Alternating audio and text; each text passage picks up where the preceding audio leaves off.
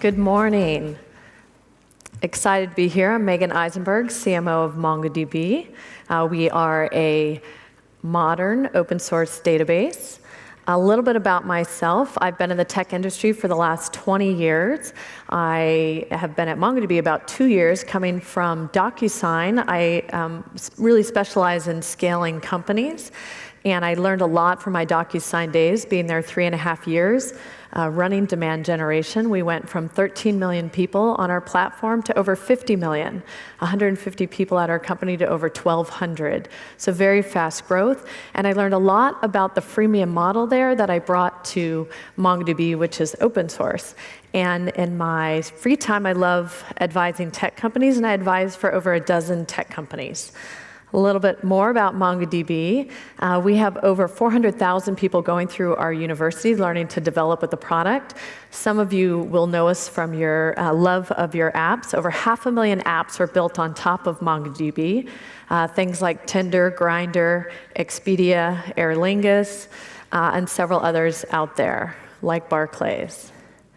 So let's dive in. Most of you are familiar with open source and the definition of it.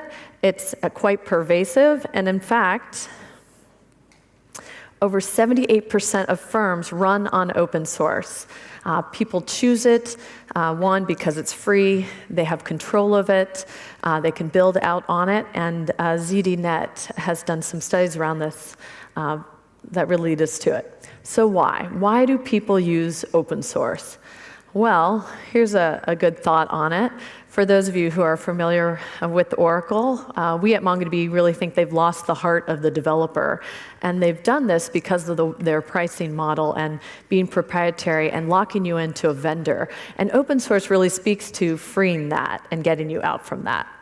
So why is open source mainstream? One, the economics of the cloud now. Two, people are looking to cut cost. It's easy to integrate. It's future-proof in that as you build on it, it's there for you. You're not tied to someone in a proprietary situation. You have a broader talent base. More and more people pick it up. They play with it. They learn about it. There's not a barrier to entry there. What's interesting, though, there is a traditional open source dilemma for companies that want to, like MongoDB, run open source. As startups work with you and they start to get, out of the gate, they don't know the technology as much, so they pay for your traditional support services. But as they get more familiar, they tend to switch off of the paid services. And the irony of that, of course, is that as they become larger and larger companies, they can actually afford to pay for it. So what are the common options for open source? I'm going to give some credit to Matt Assay. He does a lot of speaking on this topic. And there's really a few different options. The traditional one that many of us will know is services disguised as a subscription. So you have this open core, and then you sell, Red Hat being the most successful and one of the original providers of that. Number two is where you have the core open source, and you have all these companies that sell not only support and services on top, but there's some enterprise bits to it as well, MongoDB being one of it. And the third really common one is, an example is Cloudera, where you have an open source stack, but you have these providers building enterprise software around it. So let's jump into the fun of selling open source, and for some of you, it may be selling freemium. If we look at the open source funnel, it's a little different from a traditional sales funnel, because what you've got is you've got awareness and adoption before they even come into your company as a lead or someone your sales team's going to talk to. And the classic business model is how many people do you get to adopt, and then how many do you convert? And it's a very small percentage. But when we look at traditional software, as you see, you have to drive awareness, and then you get a lead, and then you have to educate them to actually buy, and then they adopt it, and you have advocates around it. So what does that mean when you look at traditional versus open source? Well, it means one, you've got to get a ton of people to adopt it, and two, you need to make your sales cycle extremely efficient to monetize it so that you can actually run a business that grows. So here's an example checklist. If we were talking with our sales team, you have thousands of people to look at. How do you quickly understand if they're actually going to buy it and if you should spend time with them? Well, one, are they a mission-critical app? So it's something very critical to the business that they're willing to spend not only support, they want security, they want enterprise features. 2, are they using other technologies like Oracle that are proprietary, that have locked them in, that are extremely expensive? At MongoDB, more and more of our business actually comes from companies that want to get away from proprietary software like Oracle and are migrating a lot of their projects over. And if they're looking at time risk versus cost, it's much faster to develop if you've got, one of the most expensive resources is your developers. So if you've got people educated on this technology and they can move very fast to build it out, they are definitely one for it. And if they want enterprise features. So the challenge of marketing open source. As you can imagine, it's very much like freemium. As a marketer and as a CMO, I really think about, okay, I've got to balance revenue so we can have a sustainable business with reach. Do I spend my time evangelizing, working with the community, talking, building it out? Or do I spend my time creating content and educating, bringing people into the funnel, converting them to sales?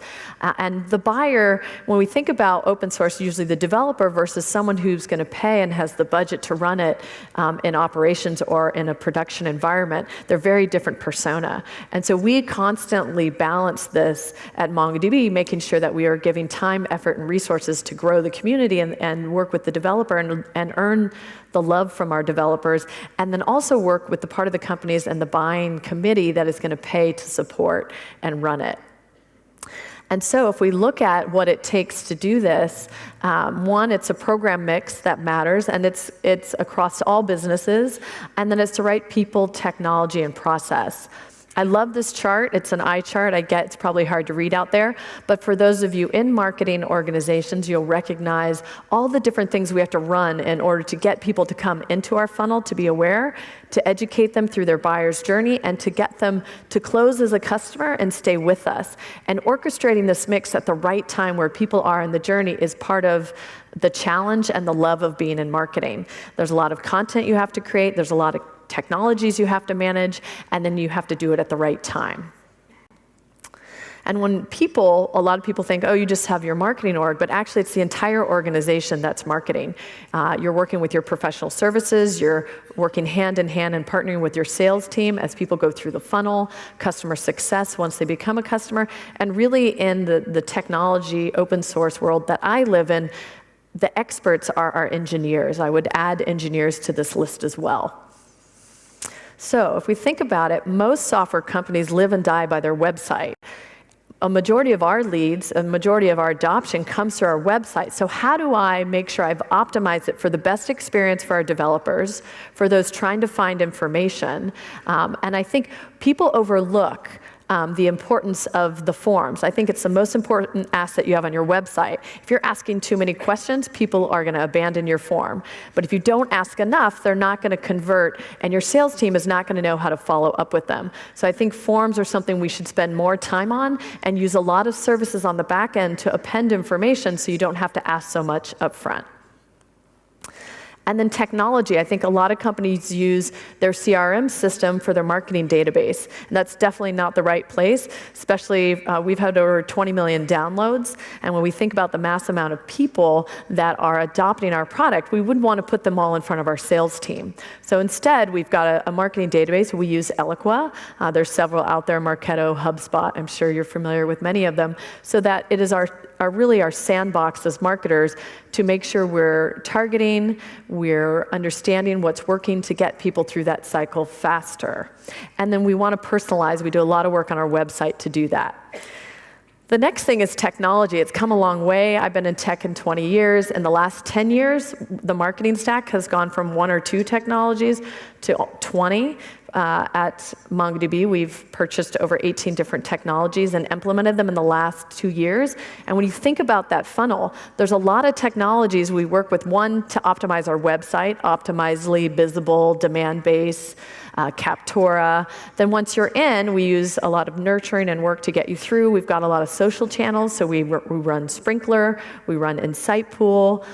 We've just got a mass amount of things to do around metrics. We're looking at our budgets with Hive 9 and several other technologies on here. We're now doing predictive scoring and modeling to make sure, hey, we get 90,000 leads a quarter. Sales can maybe process 10,000 and qualify 10,000 at the most.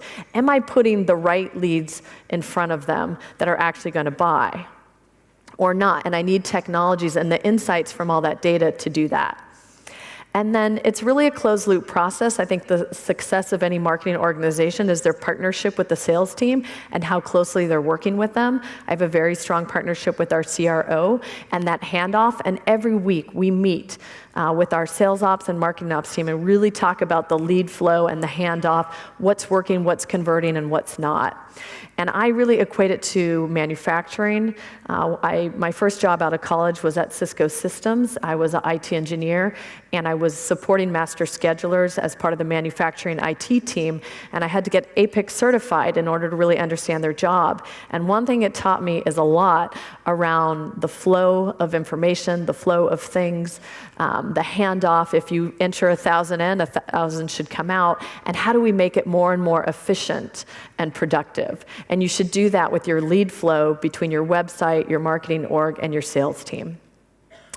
And then with the 90,000 leads that you're trying to process, you need a scoring model. Currently, we have what I would call an automated cherry picking system where we put in the right firmographic information. It's the right title, revenue, industry. We put in some engagement information, what they've done on our website. And with that, we rank who we think is actually going to buy and convert. But actually, there's a whole host of other data out there that predictive actually pulls in the financials, it pulls in, are they hiring MongoDB developers? Do they buy open source? All this other data we now have access to that will put out there and just be that much more efficient. If you think about your organization, if you could just make it a little bit more efficient, you could grow your pipeline significantly. And a very expensive resource is our sales team, so can we get them as efficient as possible? And then, of course, we use, and many B2B marketing companies and B2B companies use the Serious Decisions model. It's a waterfall, which is really that funnel I showed in the beginning this way, to understand and agree with our sales team exactly the definitions of people coming in. Are they qualified by our sales team's definition? Has sales accepted it? Have we created an opportunity from it? And are they, when they actually become a customer, that's pretty obvious. I think a lot of people just jump to, do we have 4 or 5x pipeline? And they don't understand the whole process of getting the right leads and qualifying them so your sales team can be more efficient. And having joint definitions that you build out with your sales team certainly get you there. And then there's a lot around inbound marketing or using your content to be very targeted. When I go, I bought 18 different technologies the last 2 years. I certainly did a lot of talking with my peers. I read a lot of information. I'd used some technologies in the past. But part of it, when I wanted to buy something, there's some things I had to go through. 1, does it solve the problem or pain that I have? 2, is it secure? Is it going to integrate in my system? 3, who else is using this product? Can I trial it or do a pilot for free? Well, we want to automate those kind of communications to the different personas that come in. So if you're a developer, we're going to talk to you about using the product and educate you on actually building out on MongoDB. If you're C-level, you're going to want to know that this is for a global company, that this has got security features involved, that your peers are using it. If you're an architect or IT ops, you're going to want to know that how it runs in production. And it's all different content you need to know to make the decision to buy. And so we've set out to automate that. We have over 40 different nurture programs sitting in Eloqua based on your persona, based on the industry, while MongoDB doesn't actually change based on if you're in financial services or manufacturing or retail. People do like to see what their peers are doing and their use cases. So we will actually target our email communications based on your industry and serve up case studies that are specific to that. And we've seen a significant reduction in our sales cycles and an increase in the actual size of the deals because we've educated them as they went through their buying process. We accelerated that understanding and also made sure they understood our full breadth of offerings. So what does that mean? If you really look at what it takes to sell and to market, and you partner closely with your sales team, and you put in the right technologies, and you learn from the insights, and you constantly iterate, you get amazing results. One, you're not only going to get adoption, but your sales team's going to be more efficient in finding people who are going to pay you. Two, you're going to have deal acceleration. Your marketing sales team will partner more. You'll see the effect on your business. And also for those of you that are marketers, just having that awareness in your org that you're smart about what you're doing, you're using the data, you're partnering, it gets you that seat at the table, and you're not just a cost center, you're actually driving revenue and business. Well, I appreciate your time today. Short talk, it's exciting to be in Dublin, and I'm always happy to answer any questions. I'm on social media, and have a good rest of the day.